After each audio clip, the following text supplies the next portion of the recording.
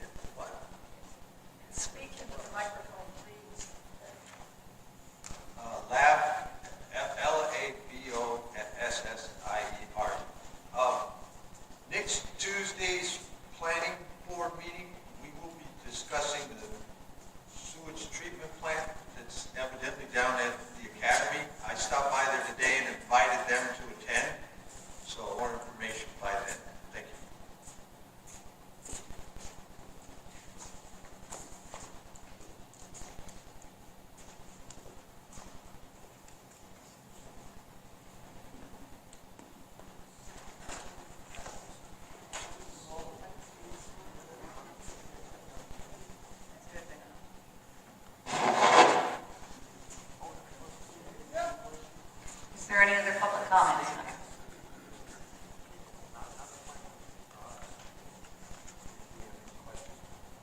Okay, this fire department report.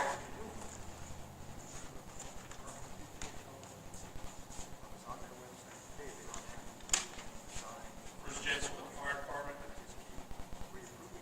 This month we had 8 medical calls, 5 landing zones, 1 public assist, 2 MBAs.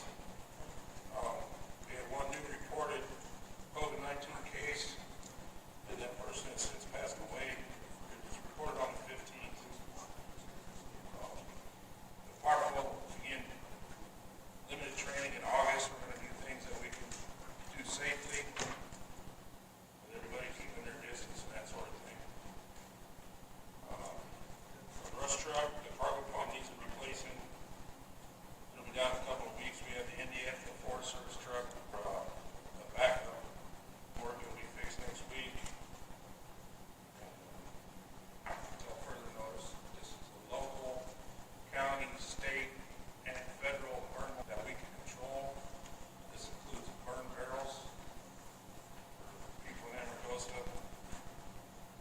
That's to eliminate any situations that we can where all of us have to get together, possibly be exposed, and end up with our fire department quarantined or sick when we really need it. So please spread the word. Thank you. Thank you, Bruce.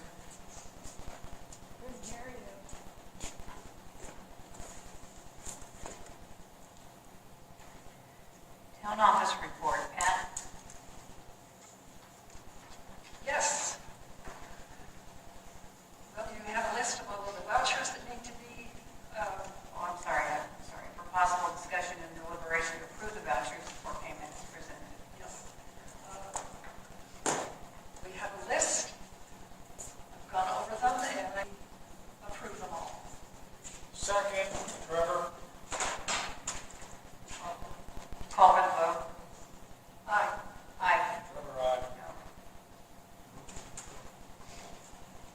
And the expenditures, we're doing great.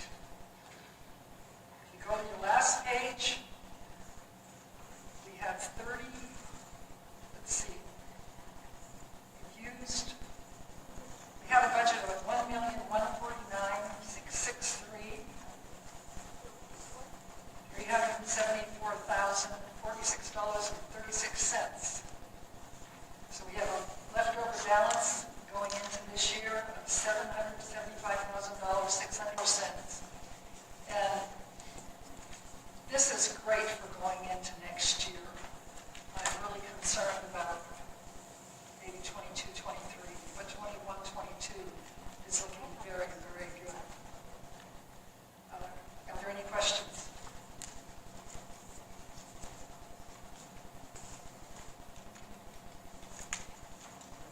No, it all looks very good. I mean, As I said, at the auditor's report, I think we should be proud. Yeah. As I said, at the auditor's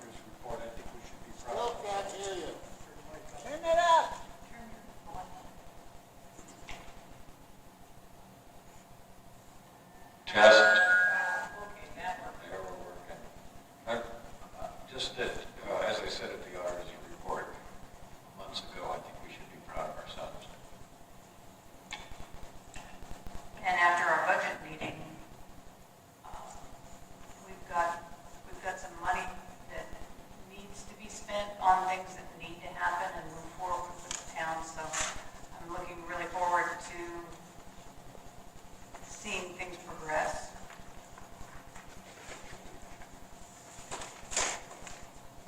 Okay, so for possible discussion and deliberation, we're going to amend the current voucher program as follows. Amargosa Valley Town Board to authorize the payment of vouchers as approved by the town clerk and presented to Nye County Finance. The amount of payment is limited to $5,000 per vendor per calendar month. I feel like I need to kind of explain this. We've had a $3,500 maximum, and something changed where it was we have always motored on the fact that it was $3,500 per vendor. But something happened, and I'm not sure if we did word the language of the master letter per vendor. And so $3,500 is not quite enough, especially during the summer months. So this is going to give us latitude to keep things flowing in payments, because these are the automatic payments, recurring payments. So that's why it's going from $3,500 to $5,000, just to be clear. It's because we have some vendors that are only $130 a month or less than $200 a month. And I know this is the way to get around it, but I don't like it. Yeah, I'm not sure what changed, but I know, because it was going along very, wrench got thrown into it, and it seems like they're asking for more and more detail. And, you know, we've had vendors that haven't been paid for months that we've had to go back and research, and it's been a mess. Is this, Caroline, is this a recommendation from the county? yes. I'm kind of there with Pat, that perhaps we have a problem, but it hasn't been, it's been apparent here to the board, and $5,000 is a lot. It's kind of letting control out of our fingers, and if there's anything we do here, and watch the money. And this agenda item looks like we'd be inhibited from watching the money. It's gone by the time we see it go. Well, That's not really true, because, and approving all of the invoices that go out the door. So they're put in by Mike, and I'm checking them and approving them. So that is not going to hit. You know, when we have vendors that are less than $200 a month and we're giving $5,000, it just seems crazy. But if this takes care of the problem, I'm willing to go along with it. it gives the latitude, and for anybody that's done bills, Deb probably can attest to this, that you have to attach a letter to each bill.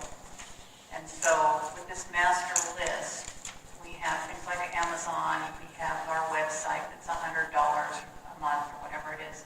We have to attach it to each bill. We get the bills, we get the invoices, we attach the letter to it, and it's obviously not $5,000, but it gives them the latitude to keep the bills flowing so we don't have any kind of stall on the recurring bills. So Valley Electric has actually come here at some point when we've had some turmoil to shut the lights off. We can't have that. So this takes care of that, but we have complete control, and we know what we get the bills here, we input it. There's a system of checks and balances that is second to none. And if it's wrong, it gets kicked back. We can't overpay and we can't underpay. So on that score, I'm fine with that. I'll vote with Pat on this. You're assuring us that you're looking at the invoices. It's just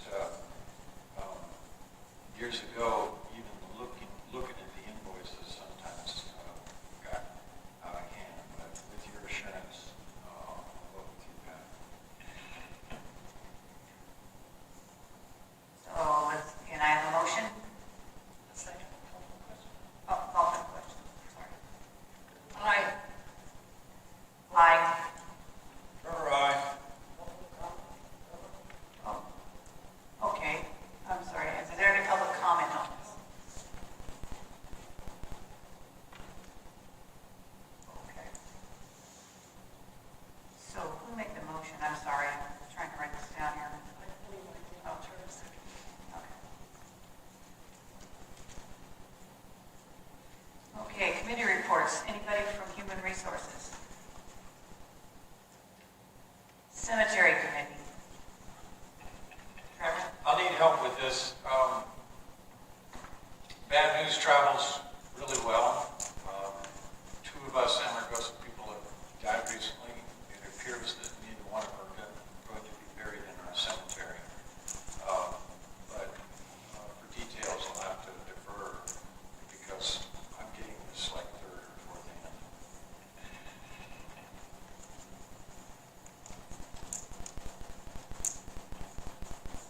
Pat, do you want to say anything? Well, one person that passed away was Bruce Bowker, Claudia Bowker's husband. She's been active. She's on the Human Resource Committee. Unfortunately, he went into the hospital with COVID. It turned out that he had leukemia, a very treatable leukemia. He started on chemotherapy and then had a massive stroke. The hospital was closed, but they did allow her and her son to go in and say goodbye. They removed him of life support Friday. Thank you. Okay, Planning Committee. John, who's doing the Planning Committee report?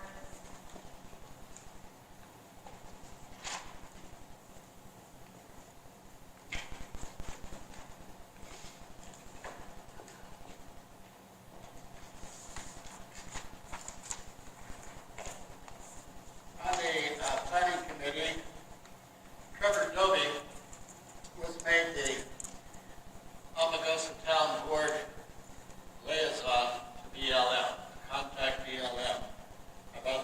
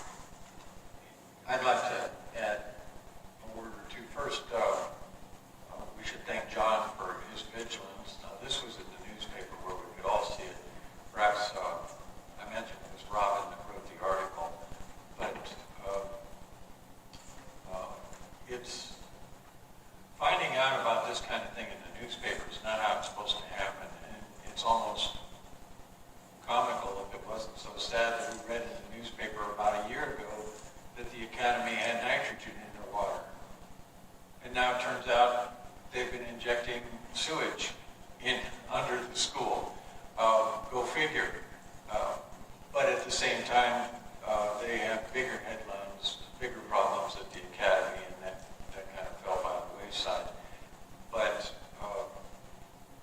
yes, and if I understand John correctly, that notice that we received on the 13th gave a day or two to respond to the agenda item, the BOCC's agenda item on the renewal, application renewal.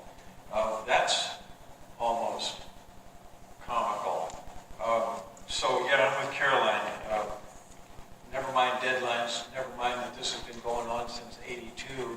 I can remember when there was raw sewage behind the restaurant there before it even became an academy. Who would have thought that 20 years later, this is still a problem? But I'll let it go at that and let Lab speak. The reason you get a 5-year permit basically for wastewater is the standards change over time. So there's nothing on the in-depth site stating how they've improved this treatment facility or any tests from the testing well, and the one testing well was closed on 2007. Don't know why. They closed that one down in 2000. Should have had to produce, this is how we've changed the facility in the last 5 years, or they should have had to produce, hey, we have no negative things. But they're putting 35 parts. That is not treated sewage. I hate to break this bad news to you people. They're calling this a sewage treatment plant, but that does not qualify as even stage 1 treated sewage. I got a funny feeling that all they're doing is diluting the wastewater and dumping it in there. And that's not allowed since the 60s for treating sewage. There's no list of chemicals they use. There's no list of nothing. I went to the in-depth site. There's no schematic for this facility. And if you Google the company that makes the facility, that's like saying I drive a Volvo. I could be driving an electric car, a station wagon, or a semi-truck. They make the treatment facilities that treat the water in Los Angeles County. 17,000 gallons a day. I'm hoping they're diluting it, and that's where they're getting that number. I don't know where 17,000 gallons of sewage would come from if they're not diluting it. Right? That's a lot of wastewater for 100 people. Right? We live in the desert. We're not using 170 gallons of water a day apiece, are we? To flush the toilet? So the reason it's going to be at the planning committee isn't because it's our job. It's going to be at the planning committee because we have a meeting within the deadline frame. I invited them to come and explain what they're doing. If what they're doing is right, then we're good. We don't have to write a letter to in-depth because in-depth does not have to give us a public hearing. If enough of us don't ask for a public hearing, they won't give us one. So we need to all show up at the planning board committee. We need to ask these people what they're doing, show us that this water is safe. I walked and looked at those apple trees that are south of there on the other side of Mecca where the roots go across. There's not a single drip irrigation line over there. Those apple trees are all getting water from them. So we need to know where this water is going. Think about that. 17,000 gallons of water a day. Sewage water is pumped 100 feet down. I'm not eating at Ruby's till they fix this. No offense to Ruby's, but man, they're too dang close. You know, and all their lists for wells are all from 82, right? Ruby's is right there. You know. Oh, sorry. But yeah, Okay. Please come to the meeting on Tuesday. And we'll get answers. I did talk to him, Jeff, but I don't have the knowledge to ask the correct questions, in my opinion. I liked what they said, but.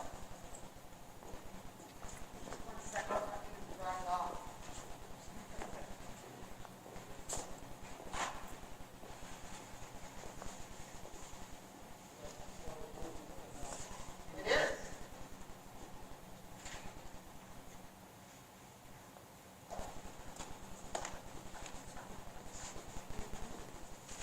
Good afternoon, John Koenig, my county commissioner. And thanks, John, for inviting me to explain a rib.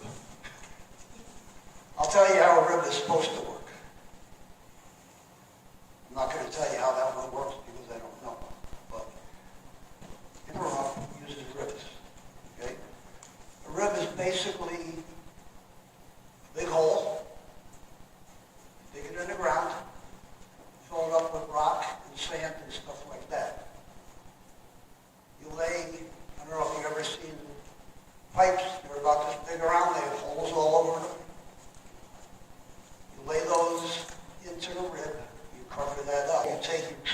effluent, treated, not raw sewage, but after you treat, so it's almost drinking quality or drinking quality. You put it in those pipes, and it goes into the ribs, and it slowly seeps into the ground and goes down into the aquifer.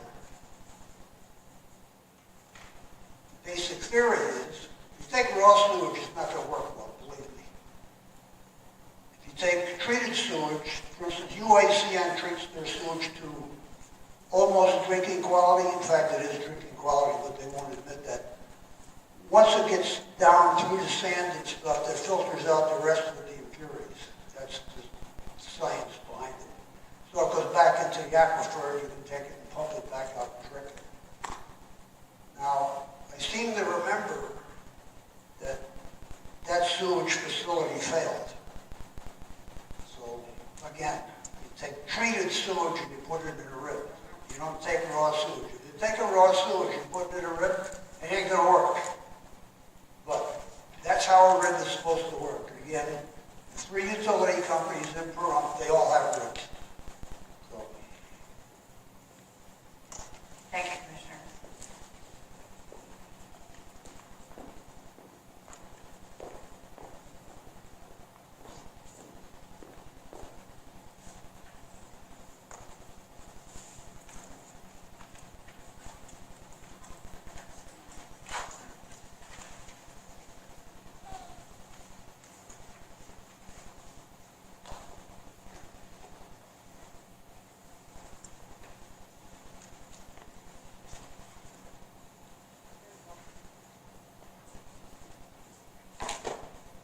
Dave Hall, AJLL, for the record.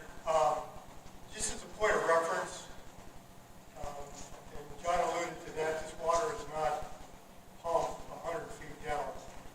And 25 years of continuous irrigation on the pivot of power line and Anvil Road, USGS came in and drilled down 100 feet, and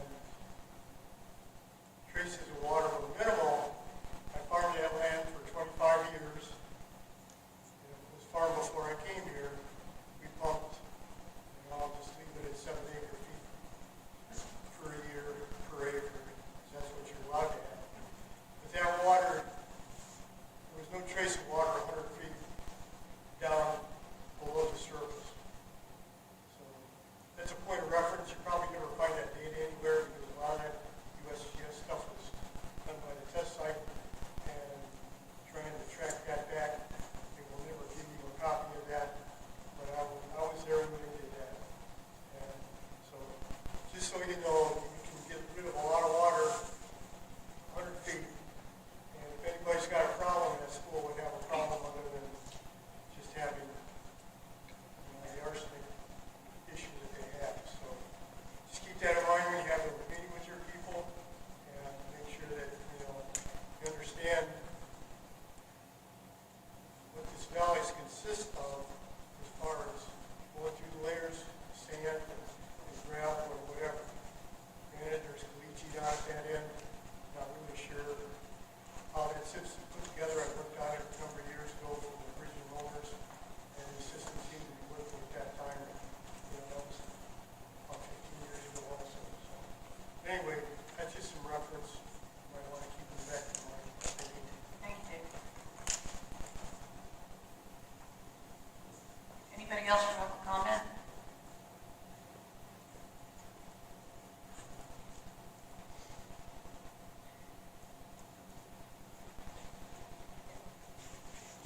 Okay, so we're going to 8D for possible action, discussion, and deliberations. Oh, I'm sorry, Mr. Dave, Senior Center report. Mr. Stengel.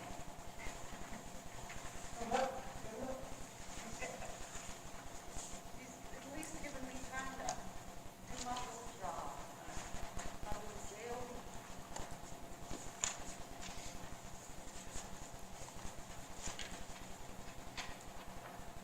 Stengel,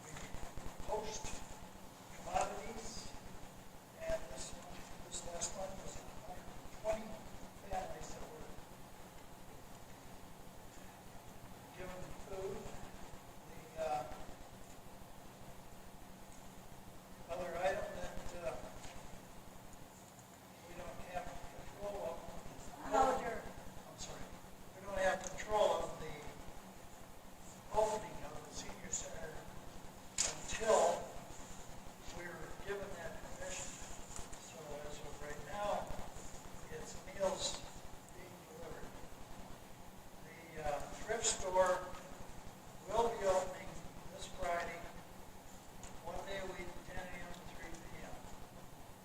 And we thank you. Thank you, Kurt.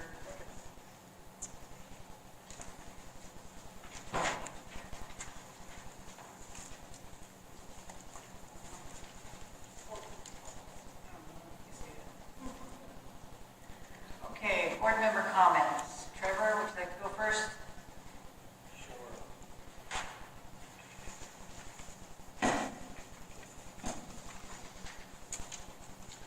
You'll be pleased to hear, I guess, that the book I'm reading right now was written in 1906. It wouldn't interest any of you. I don't know whether this can or should become an agendized item in the future. Recently, I've become an advocate, or perhaps an apostle, of clearing tree waste from your personal property. But I've gotten pushback from citizens that, A, we're not supposed to burn, and we're not supposed to drag it out into the desert, and the transfer bin is full except for Tuesday afternoon and Wednesday morning. But what are we supposed to do with our tree waste? I've upgraded my dumpster from a 1-yard to a 2-yard bin. Earlier this month, I borrowed a huge trailer and hauled out 9 loads of firewood, tree waste, etc. But what are other citizens to do? I like to talk about workshops. Capital projects workshop. 2 meetings ago, we, the board, approved a bunch of capital projects, but we did that without public comment. We had input to hold these meetings with COVID, but capital projects workshops should never fall off the edge of our desk. Thank you. Pat? Yes, block grants are coming back, and we're going to put in for a generator again, and probably the handicap bathroom, but the generator would be the one that would be picked, I'm sure, by the commissioners. For Amargosa this morning, and they're saying now the end of August, not the beginning of August. Also, and hopefully a lot of you received this, there's Nye County has a CARES program, and this is to help small businesses. It's to help renters that can't pay their rent, and also I believe it will help with food. I have some copies of the letter and also copies of the different things that it will cover, if anyone's interested in getting that, and pass that information along to people that you know that might be affected by this, who lost their jobs, who can't pay their rent, who don't have enough money for food, and small businesses that in town that might have been impacted by this as well.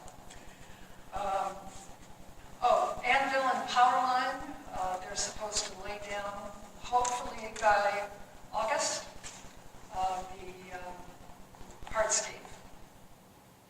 And I think that's all I have this time. On Anvil and Powerline, Mom's gotten 2 flat tires in the last month, so I drive 15 miles an hour and watch for rocks down there. I don't know why my car hasn't got any flat tires. So, yeah, slow down going down through there. Okay. I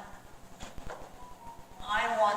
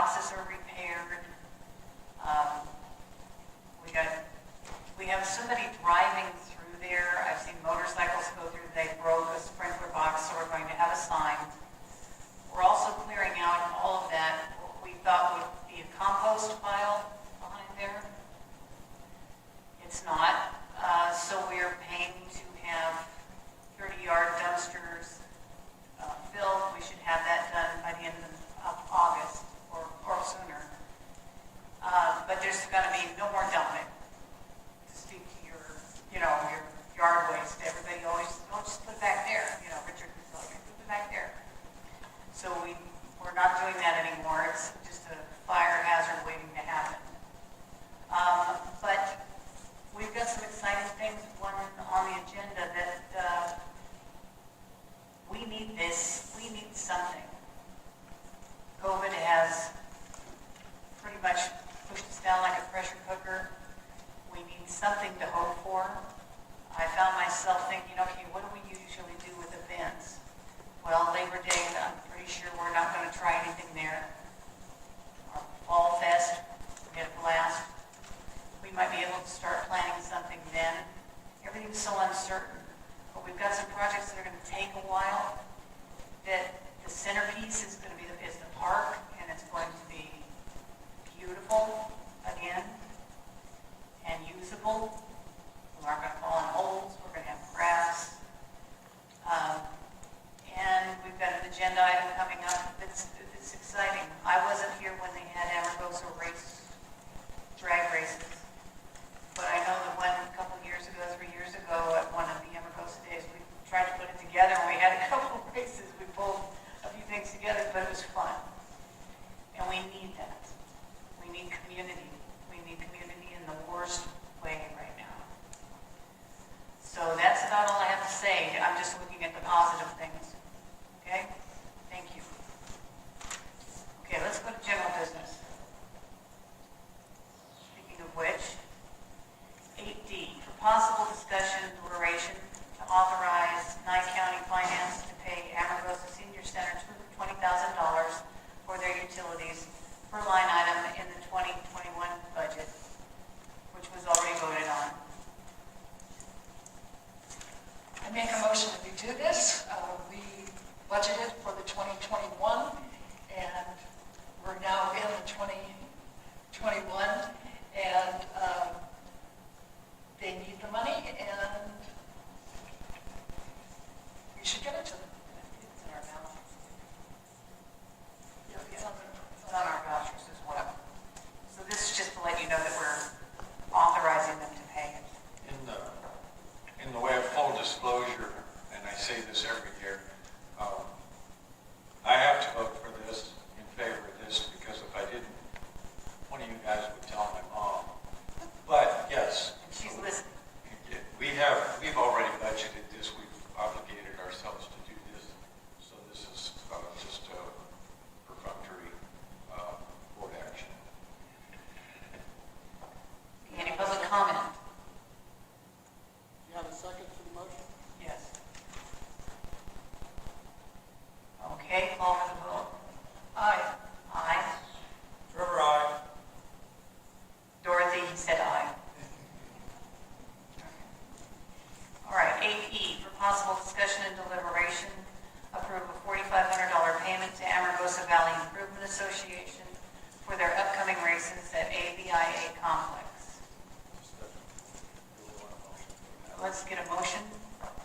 Can I get a motion? Could we have Bob or Jennifer come up and, could they come up and explain that to us a little bit more? Commissioner? Yeah, we need the motion first, and then we can I make second. a motion that we approve. I will. Robert Lindsay, Lindsey. I'm the vice president for the AVIA Association, and we are in the process of rebuilding the racetrack. It's going decently good, but everybody knows assets are always in demand, especially when you're rebuilding something that hasn't really done anything for, I would say, 10 years. That small race we did a couple of years ago was thrown together, but for legitimate races,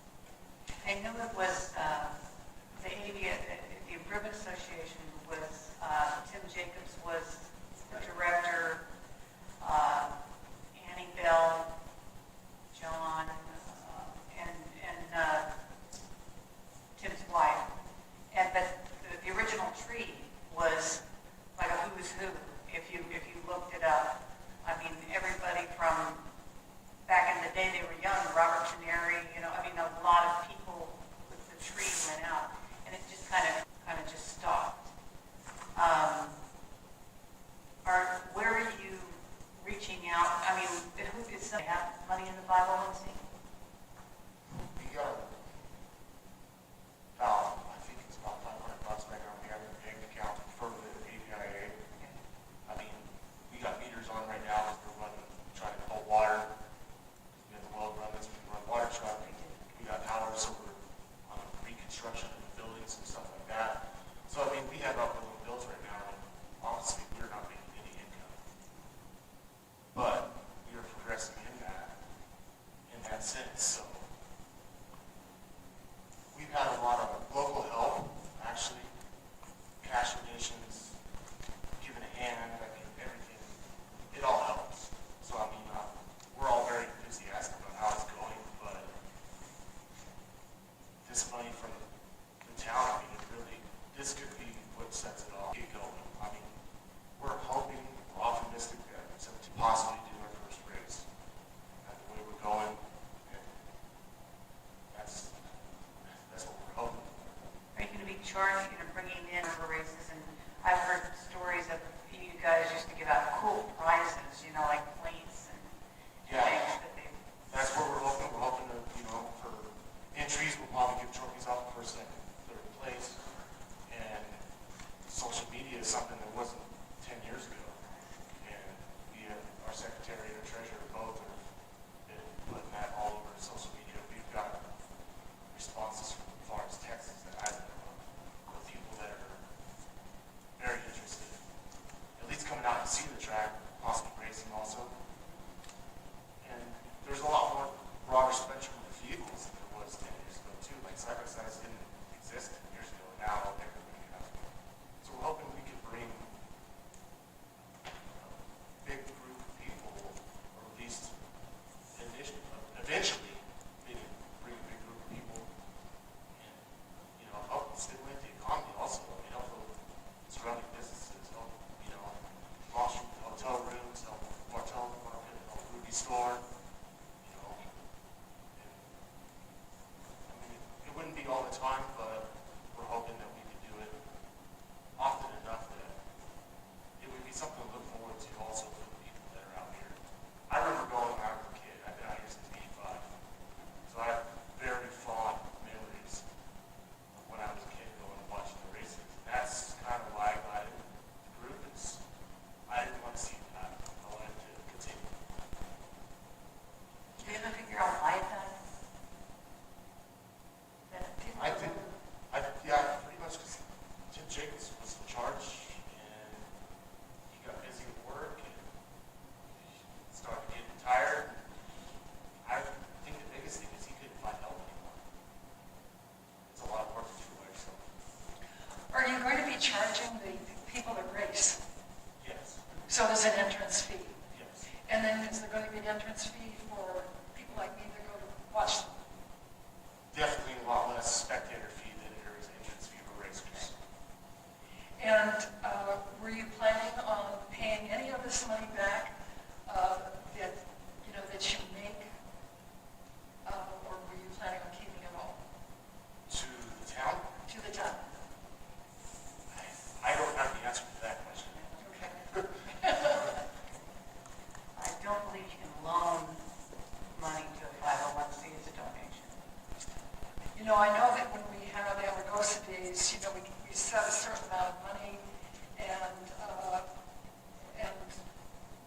let's see, like if they make we give them $1,000 and they make $1,500, they give the $1,000 back to the town.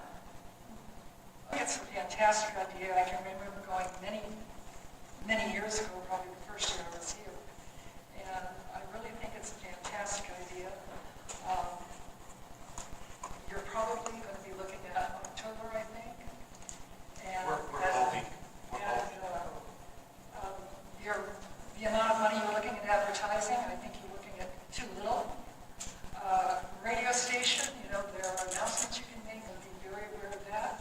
And also, get some guys or people from Huron Valley Times to write about what you're doing and start it now.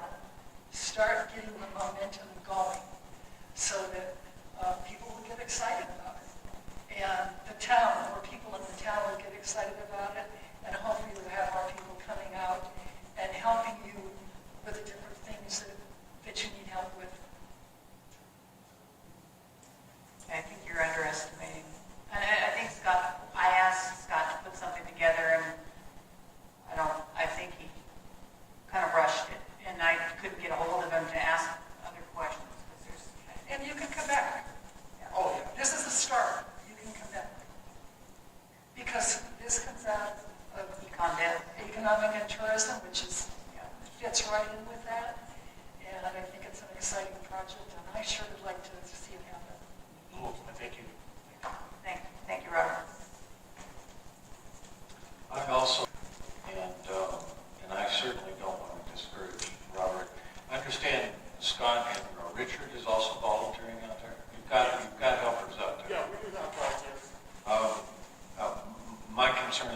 bit like Pat's.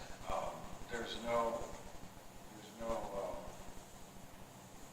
performance obligation here, and it was just talk, but the talk when the races ended was that it was an insurance issue. There was no way to keep race cars out of the stands, and I presume that the insurance companies are going to want that addressed, and that was a showstopper. That was the talk. I don't know officially. Now, we had Tim Jacobs address the town board maybe a year ago. I just put on the agenda, what's up with that building? How are we going to keep birds and high school kids out of that building? And he came and addressed the board then, and it sounded like he said, that's my building. But I think what he was trying to say is that he was the mucking him up for the association.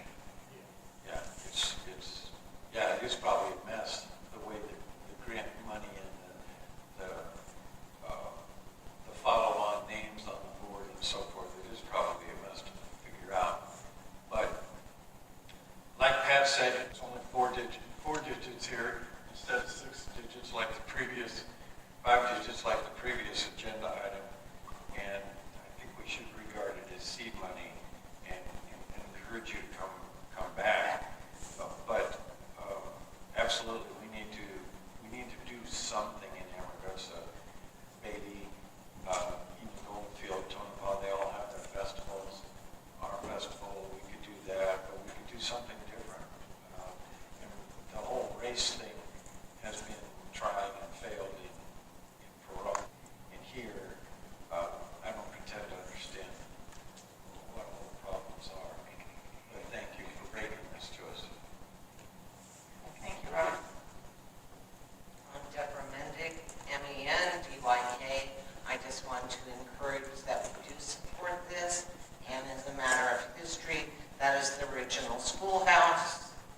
That is the original community center and original voting booths. So just so you know, that this really brings a lot of history, and to revitalize that would also revitalize our community and encourage a little bit more growth. Another good question, Bob, because it is like the racing, and it is the AVIA Community Center, the schoolhouse and all that. Are you looking at that, or is that going to be a separate project? Because they've talked about making it a museum and all kinds of things. We're looking at the racing right now. Our initial outlook is to try to make the track self-sufficient, at least financially. And as we get enough income in the track, then we're probably going to move some over into the EIA portion, the front 5 acres where the buildings are at and stuff. And then, because then it needs a new roof, first thing. Right. You know, do that, and then rehab those bathrooms, kind of go as we can. We would like to see it all stick and stand at one point. But we're just doing the racing right now. Yes. And so the people that have been talking about, John, you've talked about it, Deb's talked about it, some people went to school there. You know, maybe we could build that tree, maybe look at the old tree, because some of these people are still here.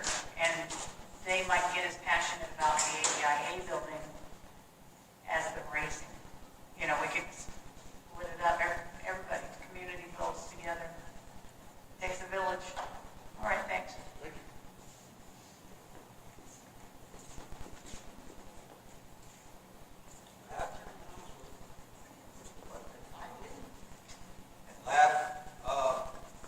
I was thinking, everybody asked about that building, and everybody's been asking me about the track. I tried to get something for the newsletter, but nobody got back to me. But if we want to see something, why don't we ask that they tarp that roof with some of that money, so that it's visible that we got something for this money. That building needs to be a museum someday, and I'd like to see it a museum, but if we let that roof cave in, and those walls lose structure, then we lose it, you know. Thank you.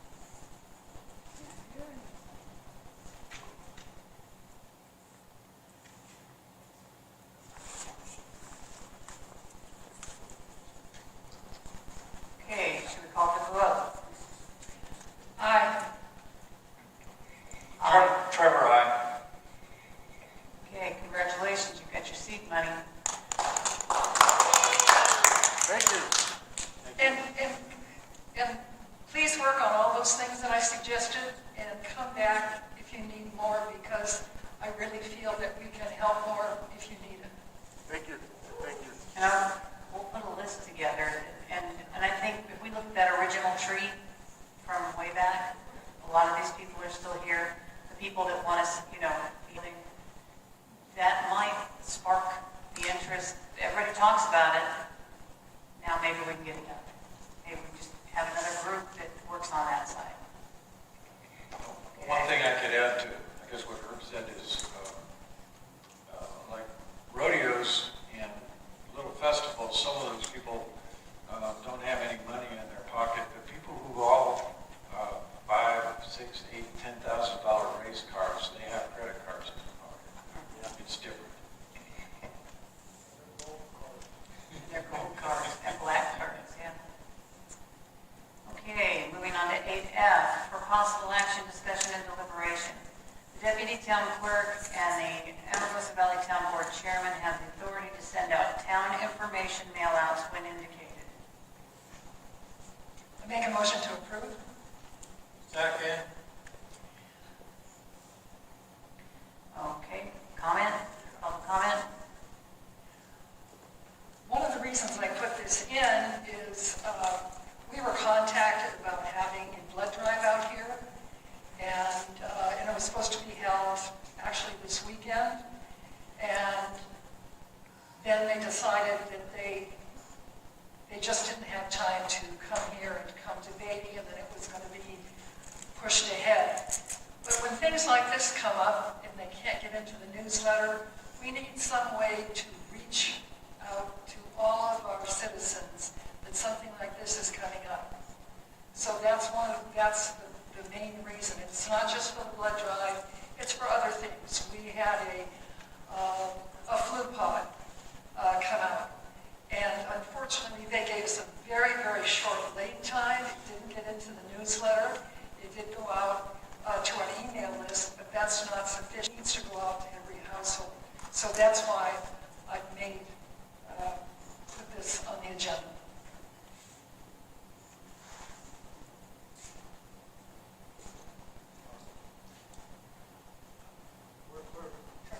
It's on. We're Speak up. trying to be friendly with the post office. We're trying to be friendly with the post office. Is there a way we can get this guaranteed to be one page in the trifold each time? No, this is just a single mail-out letter. One page? One page. Okay, that's what we need.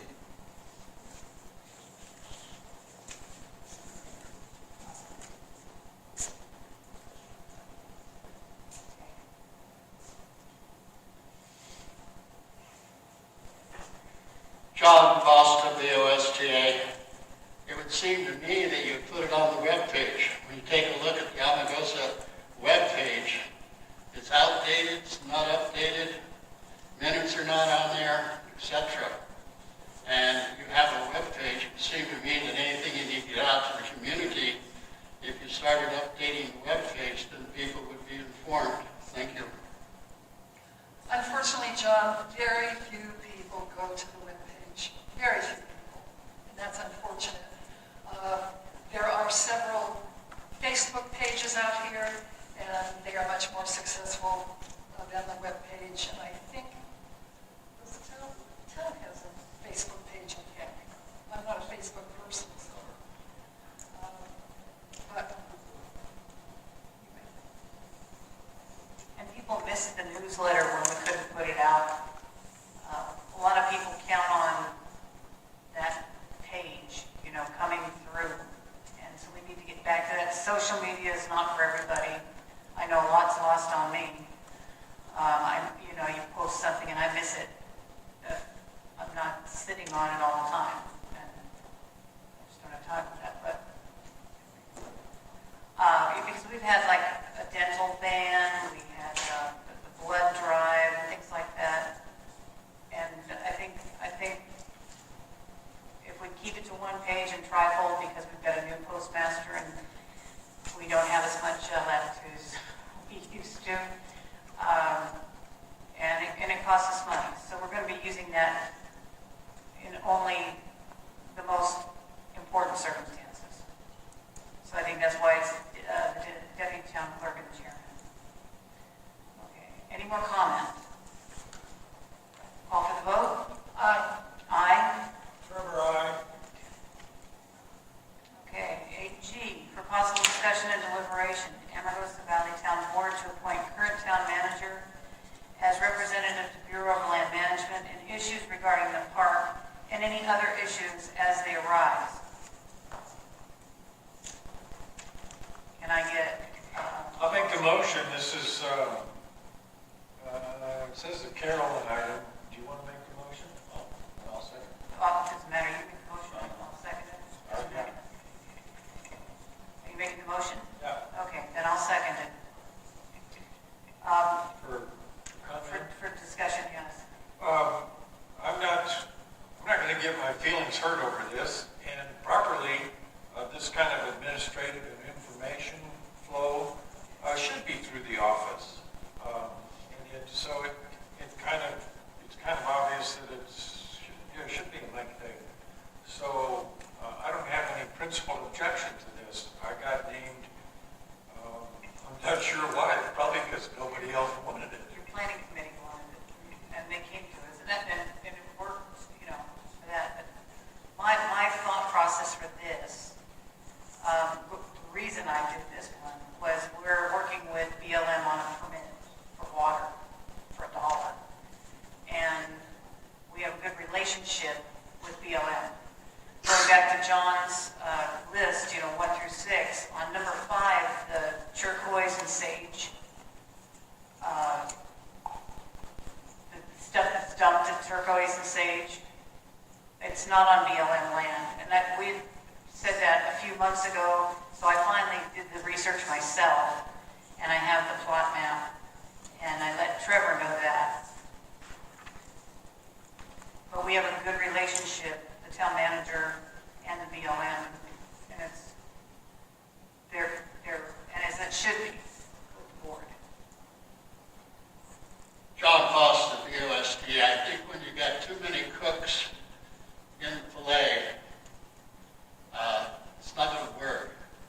This group made Trevor the liaison to BLM, and then other people stick their nose into the categories, and BLM has not answered the questions that Trevor has raised in the community through the Planning Commission. And the office is not reaching out to the Planning Committee. When you take a look at your agenda, I've sat here and said nothing, but when you put on the agenda reports, that is a violation of the open meeting law.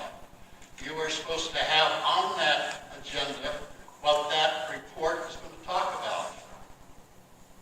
And I have sat and kept my mouth shut, but in this particular case, for some reason, BLM has not answered the 6 questions, or 7 questions, that Trevor has emailed them and asked them questions.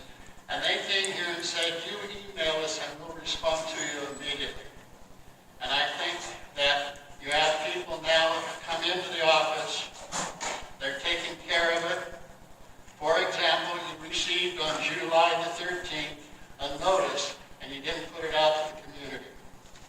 And it was kept in the office. When I asked for the notice, I got a very resentful tone of the person saying, I'll send it to you, but I don't have time to talk to you. And now we want to take the liaison that we had opened up through Trevor and close that down, and you don't even pay him the courtesy of saying, okay, we're going to change the liaison. And he graciously made the motion. But the thing is you're putting too much power in one person, and his attitude is, I don't have time to talk to you. He's bringing it to the board. He's working with them. You just listed 6 things. I'm bringing up 6 things that there's been no answer to. Everything that we have brought to you, we have brought to the board and recommended to you, and you have approved it.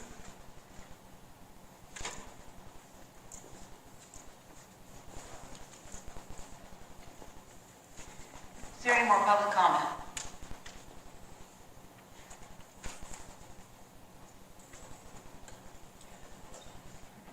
Trevor, did you just send one email to the BLM, or more than one email, and you made more than one phone call? to them? Just one email, and I'm simply mouthpiece. I didn't put anything in that email that wasn't discussed and accepted by the planning committee. So, yeah, I'm really just a mouthpiece, and there's really only that one piece of correspondence that we can point at. And that came from the county when I was in the hospital. And so, like I said, Oh, you're referring to the, I think that's what he said July 13th, that's the only thing. I want to make sure that, the reason this came up is we're working with the BLM on that permit for $1. And there's a working relationship there. I bring up sage and turquoise because we've talked about it and nothing's happened. So I looked it up. I even called BLM. I looked it up on the map and it's not on BLM property, so we can put that to rest. It seems like we keep regurgitating the same things over and over, and if we're not getting proper respect, maybe it's because it's not the board asking. I'm not sure. But this is someone that's in the office getting all this, has a working relationship, and can report to the board. we used to call my town manager, we put a lot of trust, and we put a lot of authority into his hands, and I don't think this is a reach for us to give this to him. And he's got a good relationship with a lot of the people that we're trying to bridge the gap with.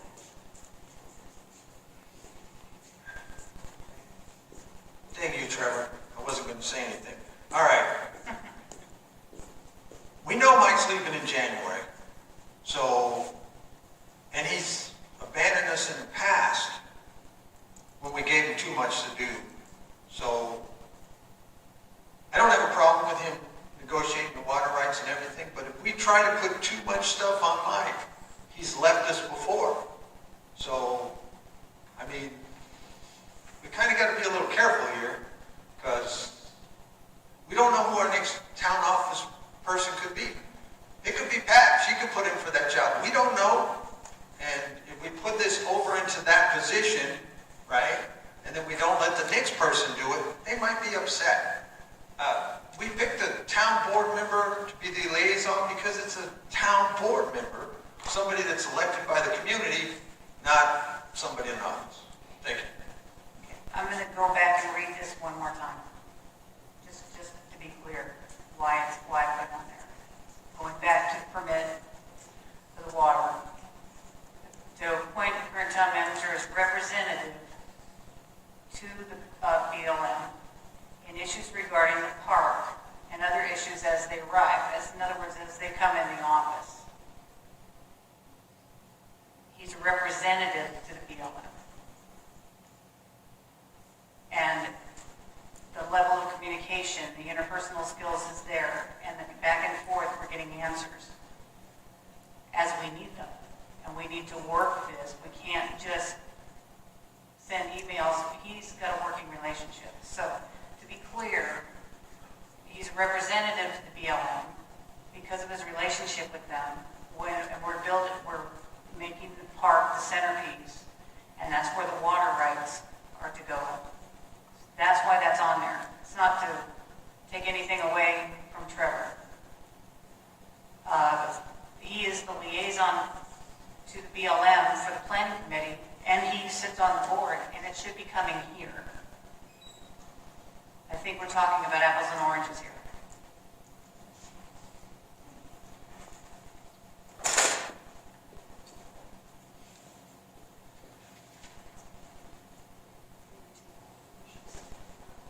To make the statement that he was the liaison to the planning committee, he was made liaison by the board for the board, not the planning committee.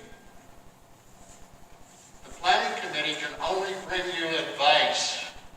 We have no power other than that. You have to make the decisions.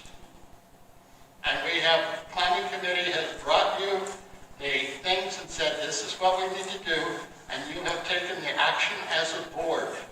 You made him the liaison to BLM for the board, not for the planning committee.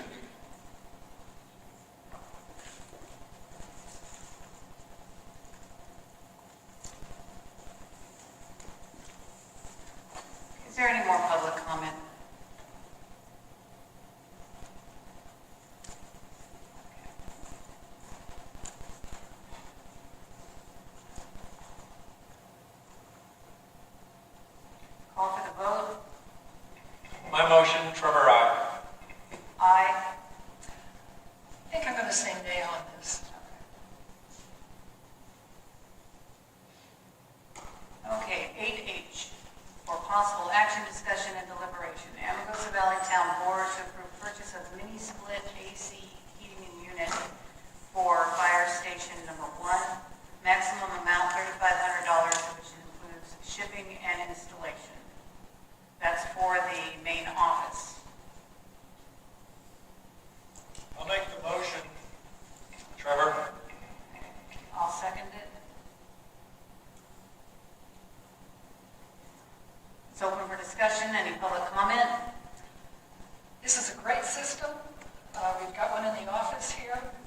The only thing is to make sure that it's used properly. When nobody's there, it should be off, or at least running at a minimum or maximum, to keep things going like we have to here in the community center. So I have one in my house. Just talking to someone else who put one in their house, and they love it. It's great.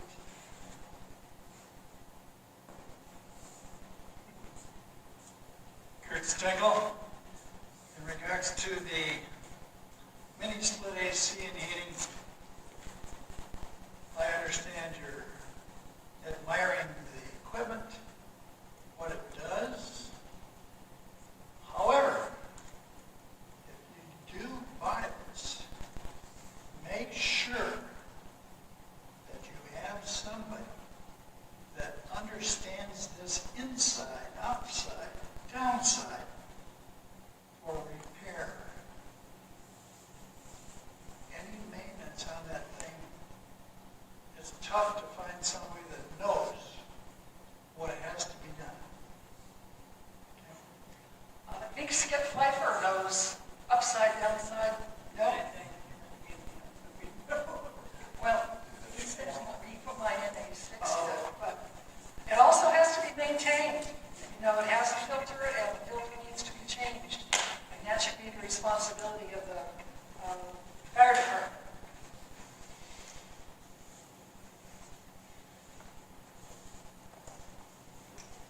And I see this also has a telephone thingy that you can control it with, so that I think you'd be able to send a message to turn it off and on, which is great. Bruce Jensen, the fire department, this was already approved last year, but it took so long to get the check that we have to get it reapproved again. And, yeah.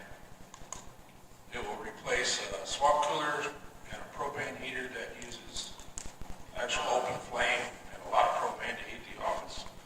And maintenance is done by the town, maintenance people, not the fire department. Are you also thinking of putting one of these in the classroom? Or just because heating and air conditioning that, it also takes quite a bit of money. That's the county's building. And the county's been paying for it? You talking about the ambulance hall? I'm talking about not the ambulance hall, the classroom next to the ambulance hall. It's in the ambulance hall building. It's the county's building. And it has central air. But we've been paying for that. The county hasn't been paying. I don't know anything about that. They're allowing us to use the building. So if we're paying the utilities, it's not a bad deal.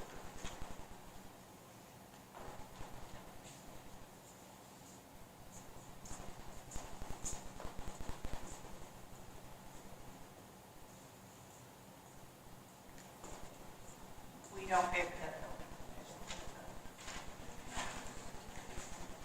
On the county building, I know we have one that goes directly to the county.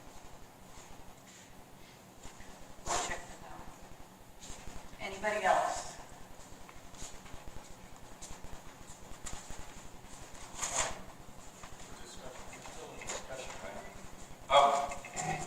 Yeah, this is an opportunity, it's already late, but for me to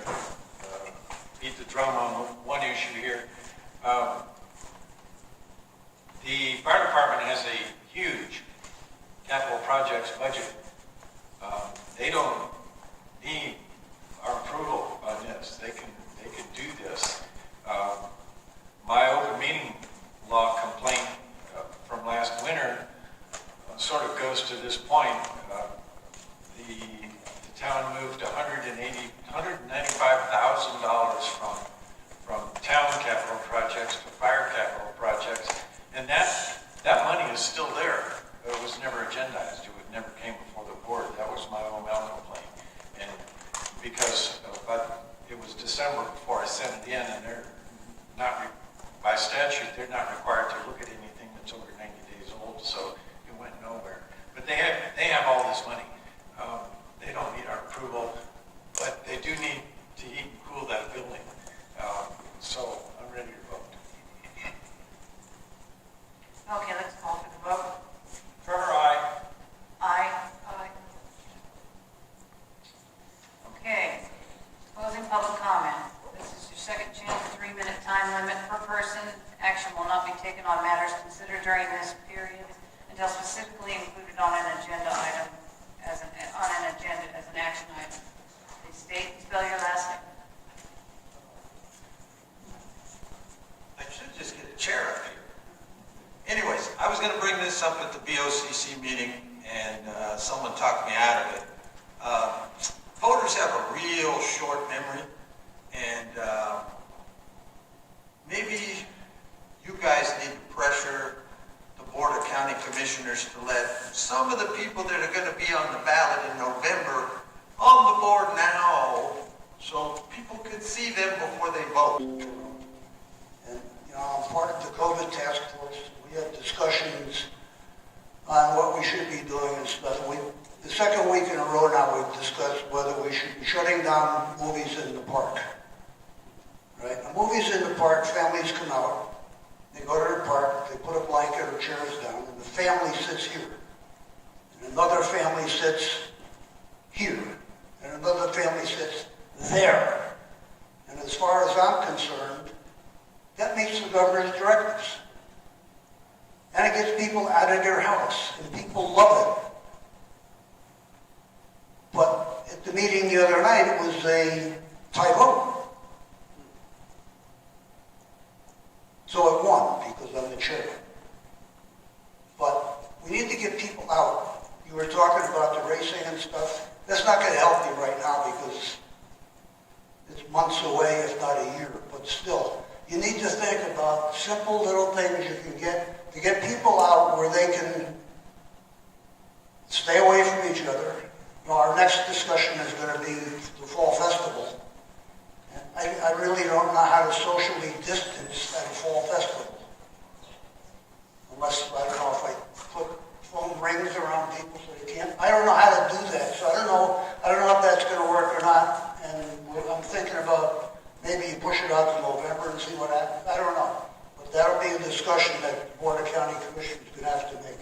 I'm not making it myself or with people that are not commissioners. So I'm just begging you to figure out some way to get people out.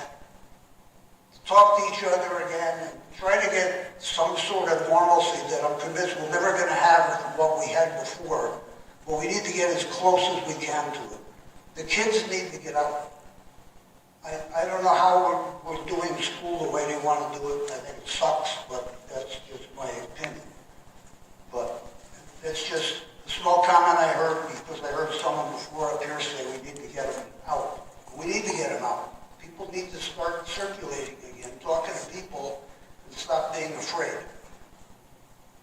So that's all I got. John, where is Niall kids going to school? The last I heard was that the high schools would be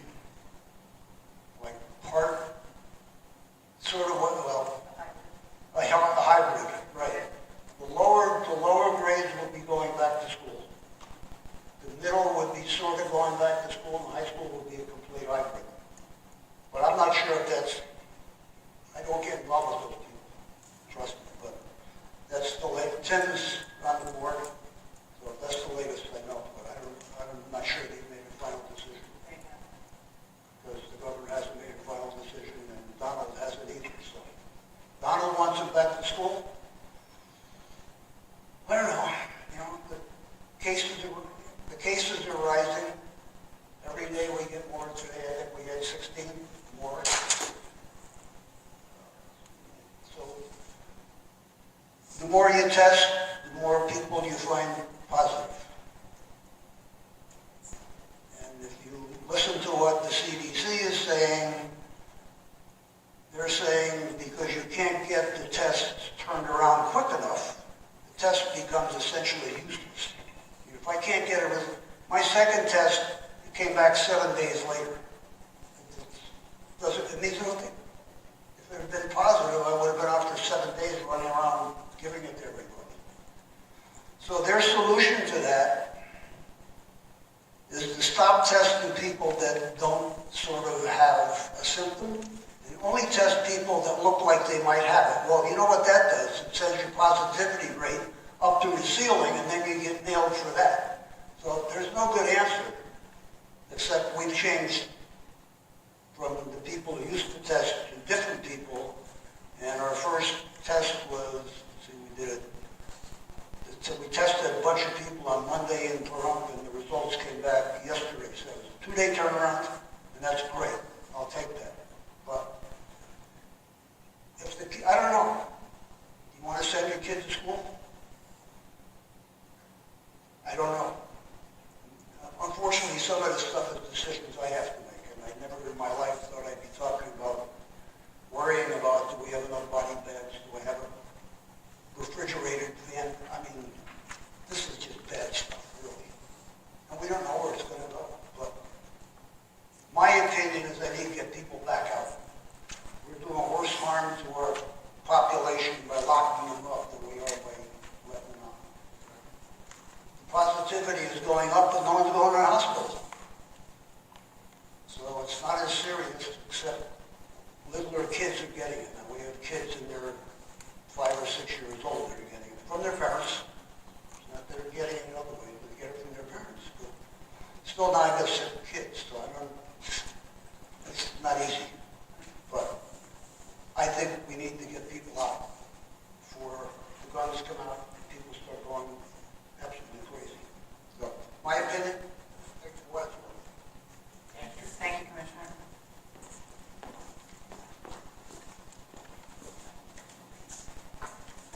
Okay, is there any other more public comment? This meeting is adjourned. Thank you very much.